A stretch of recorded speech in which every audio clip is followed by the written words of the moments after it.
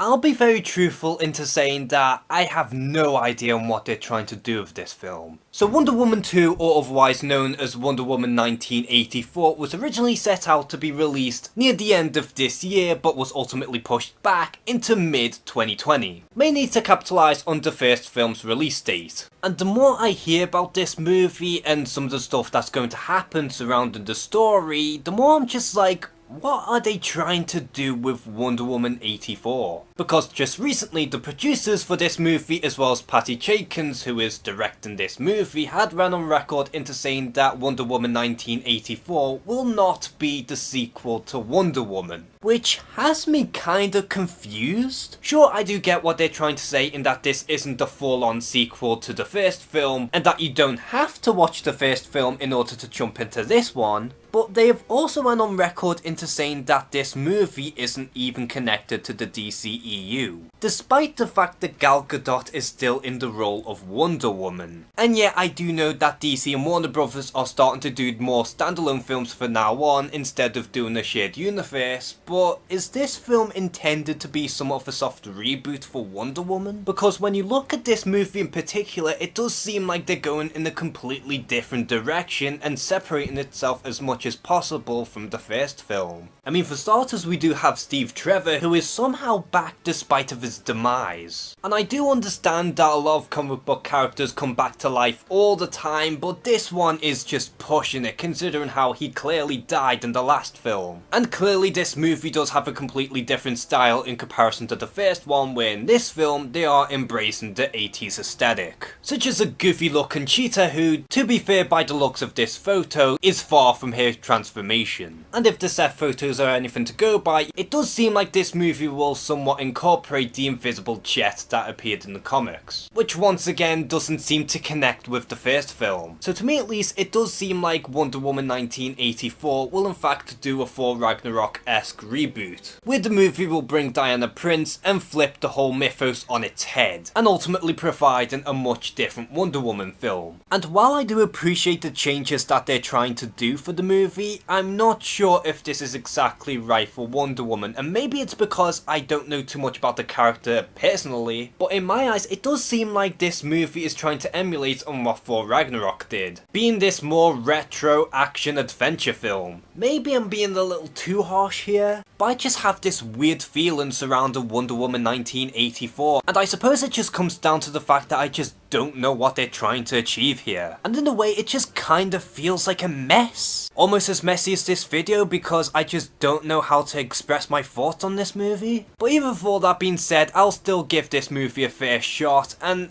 I should at the very least wait for a trailer and judge more fairly. So how do you personally feel about Wonder Woman 1984? Do you think that this could possibly be another home run for the franchise, or do you think that this could turn out to be somewhat of a mess? Comment below and share some thoughts.